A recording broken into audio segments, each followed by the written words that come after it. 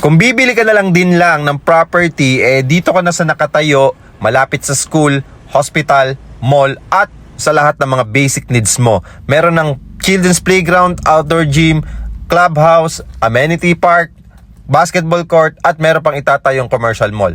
Napakaganda nito guys, 10,000 to 25,000 cash out lang yung ilalabas mo, wala ka pang down payment na ilalabas. Good news, 30 to 90 days process lang, makakalipat ka na dito sa condo unit dito sa Ortigas Extension, Pasig. Wala kang ilalabas na down payment, wala kang ilalabas na hidden charges, wala kang ilalabas na lump sum payment. Pwede pa sa Pag-ibig, pwede pa sa bank financing.